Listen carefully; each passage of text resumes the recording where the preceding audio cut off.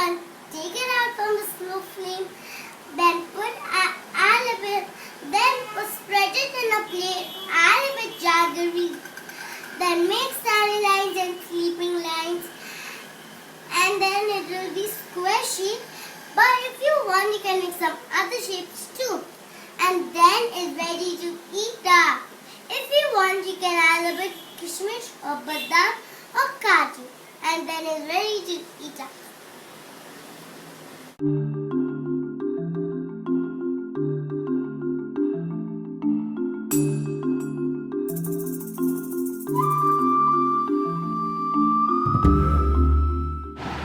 Alright guys, so as explained by my sister, we spread a little bit ghee in the pan, and that is around 8 to 10 tablespoons of ghee. She had mistakenly said 5 because she is a young kid, so she's bound to make mistakes.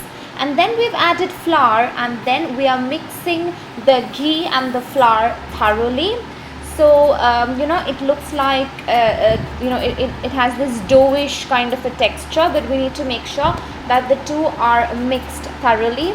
And so basically, as you can see, I added ghee in 2 batches so that I can ensure that the mixture is mixed really well. And I keep on stirring and keep on mixing. And when I look at this video clip on voiceover, I really remember my grandmother. And so you keep stirring till it turns golden brown, and once it turns golden brown, you put off your stove and you add jaggery to it. But just be a little quick, because this basically gur papri starts solidifying, and once it starts solidifying and turns brittle, the jaggery or the gur may not mix properly. So just be a little quick, and in batches add all the jaggery. As I've mentioned, you need 1 cup of jaggery, which is kind of chopped. So add it in, say, around 4 to 5 batches, and ensure that it's properly mixed, and then again give it a nice stir, and then you can empty it in a plate. And please set it, flatten it, smoothen it, so that you can have the best of the shapes. And then you need to leave it to dry for around 15 to 20 minutes, or preferably even half an hour. And once it has dried, if you just hit the spatula, you can feel the sound. Make the standing lines and the sleeping lines as mentioned by my cute adorable sister, and your gur papri is ready. Alternatively, you can also use a cookie cutter to have fun shapes for your gur papri. So now we are ready to eat up.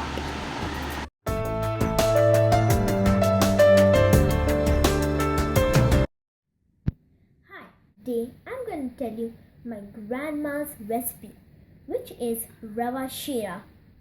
Ingredients to keep ready: 1 cup rava, 1 cup sugar, 2 cups of milk, 4 tablespoons ghee, pinch of saffron, 1 tablespoon elaichi powder, and sliced almonds. Take a pan, add ghee to the pan, put the pan on high flame for 2 minutes. Add rava to the pan and turn the gas stove on simmer. Keep mixing until it turns golden brown. After it turns golden brown, add milk and sugar to the pan. Also add saffron and elaichi powder. Keep mixing until it turns semi-solid and does not stick to the bottom of the pan. Off the flame, then add sliced almonds to the rava shira, and the rava shira is ready.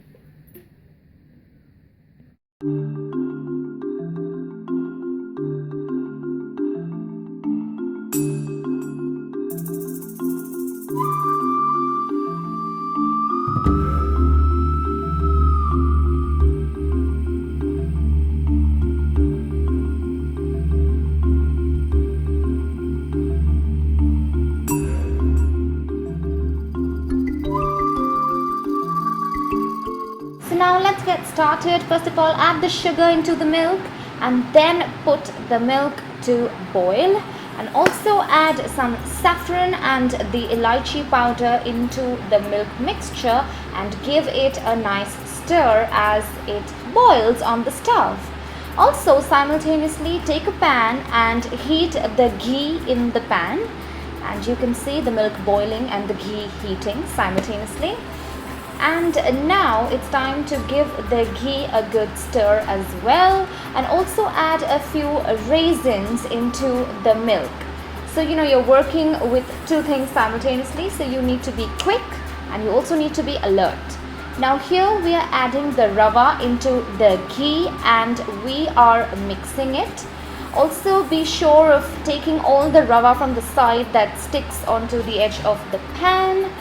And yes, so this method is a little bit different from what my sister described, but you try and you experiment and then you come up with your own versions with a few changes. So please excuse me, but that's why I am on voiceover to aid you.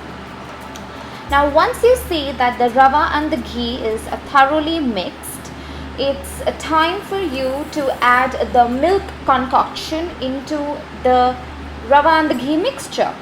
So let's do that.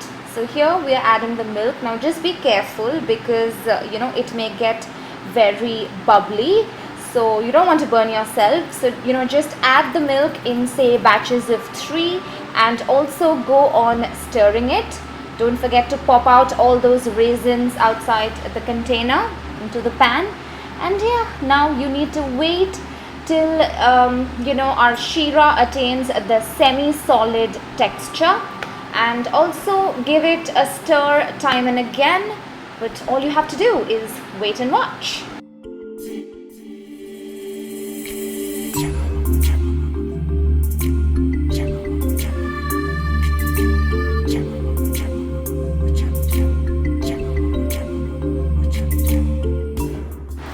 Now here we can see that the shira has started to attain the semi-solid texture, and oh my god, this exactly reminds me of the shira that my Nani used to make, and I'm so sure she is happy up there that even I have learned how to make it.